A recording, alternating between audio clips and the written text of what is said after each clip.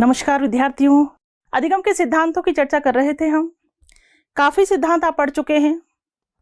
Thorndike का सिद्धांत पढ़ चुके हैं आप, पावलोव का सिद्धांत पढ़ चुके हैं, स्किनर, गेस्टाल्ट सिद्धांत। फिर इन चारों के खिलाफ कौन सा सिद्धांत आपने पढ़ा? सामाजिक अधिगम सिद्धांत, अल्बर्ट बांडुरा। पुनर्बलन का सिद्धांत आप पढ़ चुके हैं। किसने दिया था पुनर्बलन का सिद्धांत? क्लार्क हल ने। संरचनात्मक अधिगम सिद्धांत की चर्चा हम कर चुके हैं। जेरोम ब्रूनर को पूरी तरह से हम पढ़ चुके हैं और जेरोम ब्रूनर के बाद हमने चर्चा की थी किसकी? आसुबेल। आसुबेल जिन्होंने अधिगम के कितने प्रकार बताए थे? 4। सिंपल वे में पूछ लिया जाए आसुबेल के अनुसार अधिगम के कितने प्रकार हैं? 4। पता होगा आपको। 4 प्रकार बताए थे। रटकर सीखना, उसके बाद अर्थपूर्ण सीखना, अभिग्रहण सीखना और खोजपूर्ण सीखना। यहां तक की चर्चा हम कर चुके थे। अधिगम के सिद्धांतों की चर्चा अभी कंप्लीट नहीं हुई है। अधिगम के और भी सिद्धांत हैं जो आपको पढ़ने हैं। कंप्लीट चर्चा हम करेंगे ताकि एक भी सिद्धांत आपका छूटे नहीं। कहीं से भी क्वेश्चन आ जाए आप उसका जवाब अच्छे से दे सकें। इसलिए हमें सभी सिद्धांतों की चर्चा करना अनिवार्य है। तो आगे हम बढ़ते हैं, चर्चा को आगे बढ़ाते हैं और अब हम बात करेंगे कौन से सिद्धांत की? क्षेत्र सिद्धांत की।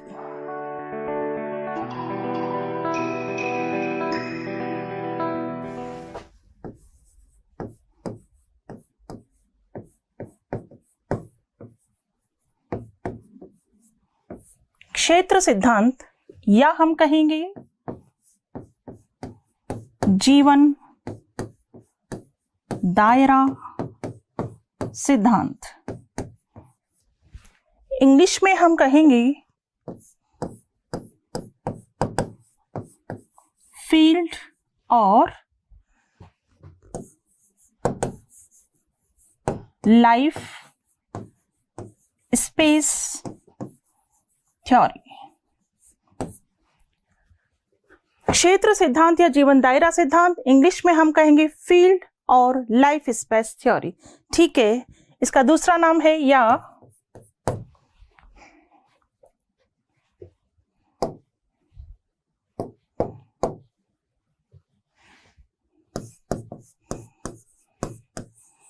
सदिश व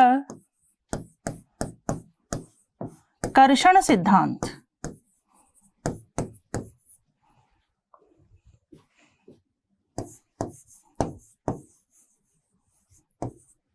Vectors and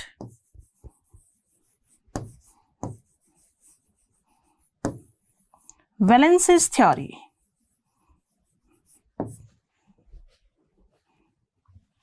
ठीक है, या हम इसे कहेंगे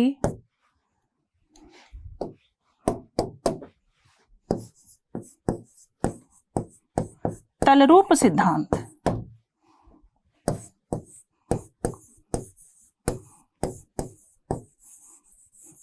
टोपोलॉजी थ्योरी। ठीक है, सिद्धांत के नाम आपको ध्यान रखने हैं। क्षेत्र सिद्धांत, जीवन दायरा सिद्धांत, सदिश व कर्षण सिद्धांत, तलरूप सिद्धांत। इंग्लिश नेम भी आपको ध्यान रखने हैं क्योंकि मनोविज्ञान में बता चुकी हूं मैं पहले भी, अंग्रेजी शब्दों की बहुत ज्यादा प्रधानता होती है। अंग्रेजी शब्द आपको याद नहीं है तो हो सकता है आपके कुछ क्वेश्चंस गलत हो जाएं। क्षेत्रीय जीवन दायरा सिद्धांत को कहेंगे फील्ड और लाइफ स्पेस थ्योरी। सदिश व कर्षण सिद्धांत को कहेंगे वेक्टर्स एंड वैलेंसेस थ्योरी। तलरूप सिद्धांत को हम कहेंगे टोपोलॉजी थ्योरी। ठीक है, और ये सिद्धांत दिया है किसने?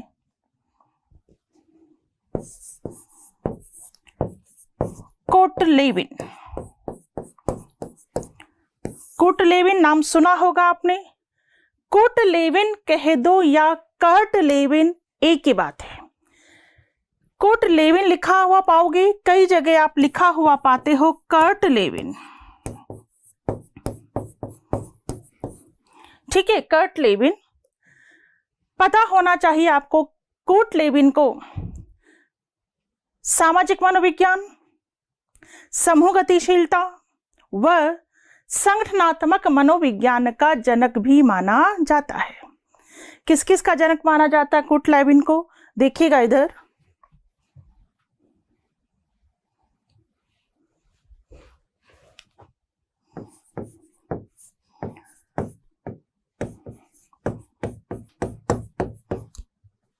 कुर्ट लेविन को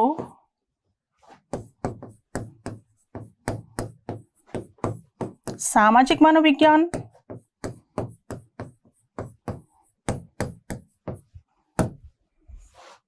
समूह गतिशीलता,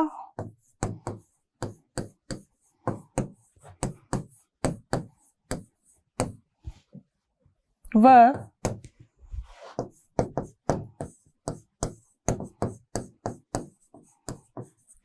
संगठनात्मक मनोविज्ञान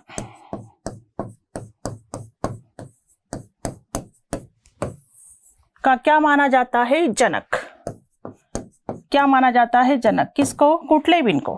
ठीक है, कुर्ट लेविन को सामाजिक मनोविज्ञान, समूह गतिशीलता व संगठनात्मक मनोविज्ञान का जनक भी माना जाता है।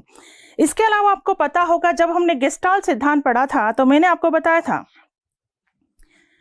कि जर्मनी में गेस्टाल्ट संप्रदाय का उदय हुआ था और उस संप्रदाय से संबंधित व्यक्ति कौन कौन थे? मैक्स वर्दीमर, कोहलर, कॉफका और कुर्ट लेविन। यानी कुर्ट लेविन गेस्टाल्ट संप्रदाय के समर्थक भी माने जाते हैं। प्रश्न पूछा जा चुका है, बिल्कुल प्रश्न पूछा जा चुका है, गेस्टाल्ट संप्रदाय के समर्थक भी माने जाते हैं कौन? Kurt Lewin. प्रश्न आपके सामने आ जाए कि गेस्टाल्ट संप्रदाय से संबंधित हैं मैक्स वर्दीमर, कोहलर, कॉफका व कुर्ट लेविन, उपरोक्त सभी, तो उपरोक्त सभी। एक बार प्रश्न बना था,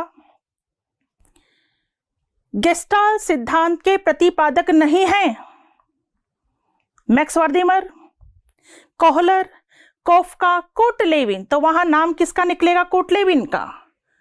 बात समझ में आ गई? गेस्टाल्ट सिद्धांत के अंतर्गत मुख्य भूमिका किसकी है? मैक्स वर्दीमर की, कोहलर की और कॉफका की। मुख्य भूमिका उनकी है, लेकिन समर्थक माने जाते हैं कौन? Kurt Lewin. इस तरीके से आपको ध्यान रखना है।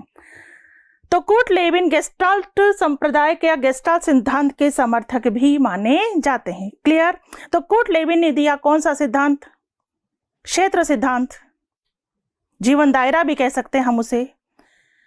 और इसके अंतर्गत कुर्ट लेविन ने 3 संप्रत्यय बताए हैं। कितने संप्रत्यय बताए हैं? 3 संप्रत्यय। देखिएगा इधर,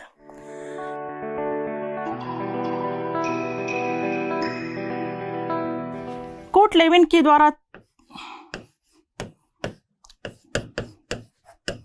कितने संप्रत्यय बताए गए?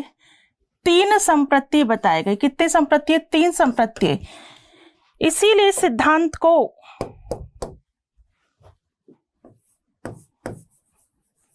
थ्री फेज थ्योरी भी कहा जाता है। 3 फेज थ्योरी। कुर्ट लेविन ने अपने सिद्धांत के अंतर्गत कितने संप्रत्यय बताए? 3 संप्रत्यय बताए। कितने संप्रत्यय? 3 संप्रत्यय। इसीलिए सिद्धांत को क्या कहा जाता है? 3 फेज थ्योरी भी कहा जाता है। कौन कौन से संप्रत्यय बताए, इसकी चर्चा अभी हम करेंगे। पहले आप सुनिए, कुर्ट लेविन के द्वारा जो सिद्धांत दिया गया, कौन सा सिद्धांत? क्षेत्र सिद्धांत। तो ये सिद्धांत या इस सिद्धांत का मानना है कि अधिगम व्यक्ति व वातावरण की अंतःक्रिया का प्रतिफल है। किसके अंतःक्रिया का प्रतिफल? अधिगम क्या है? अधिगम व्यक्ति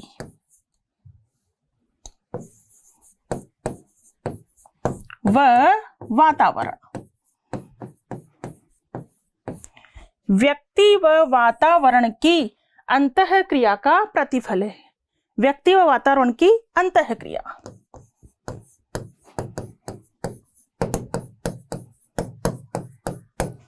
ठीक है, और इसे निम्न संकेत द्वारा दर्शाया गया। देखिए, एक सूत्र दिया गया है, L बराबर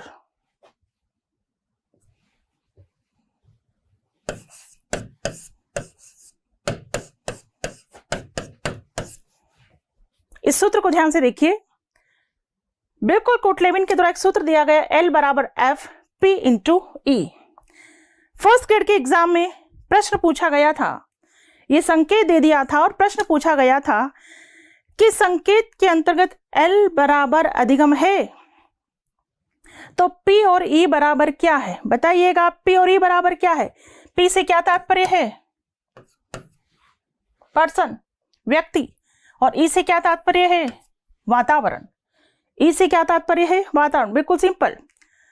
L बराबर लर्निंग, अधिगम, P बराबर पर्सन, व्यक्ति, E बराबर वातावरण।